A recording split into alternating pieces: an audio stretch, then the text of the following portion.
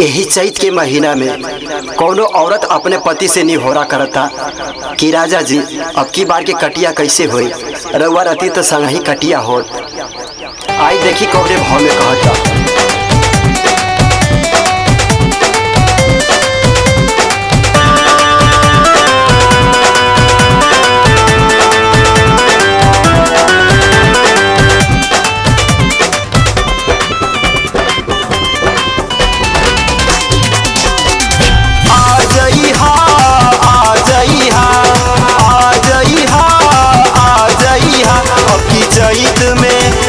चैत में करे है कटिया राजा जी घरे आ जइहा, होई कटिया ना हम से राजा परदेसी बिया आ जइहा।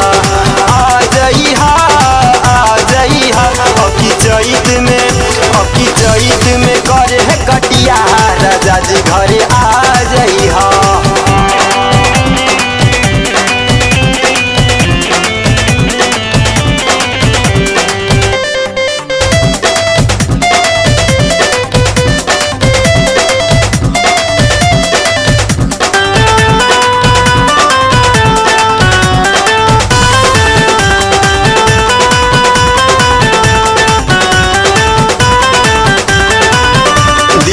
हमारा आशा रहे लगानी हो, कटिया करत टूटे दो हरी बदान हो।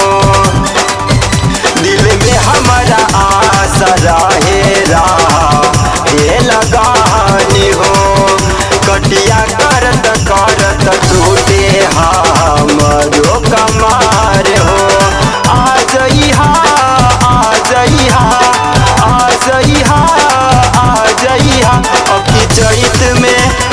चैत में करे है दौरी राजा जी घरे आ जइहा। चैत में करे है कटिया राजा जी घरे आ जइहा।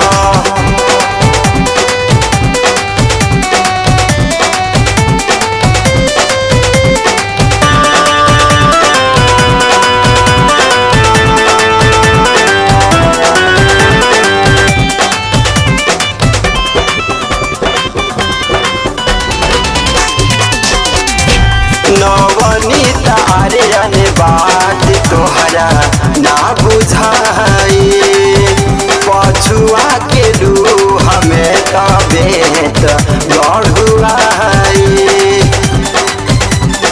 नवनीता आर्यन बात तोहरा ना बुझाई, पछुआ के रूह में गोड़ दे सावराई। भगवान दास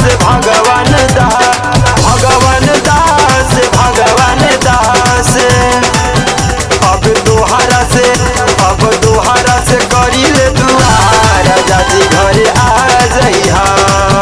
होई कटिया ना हम से राजा परदेसी पिया आ जइहा।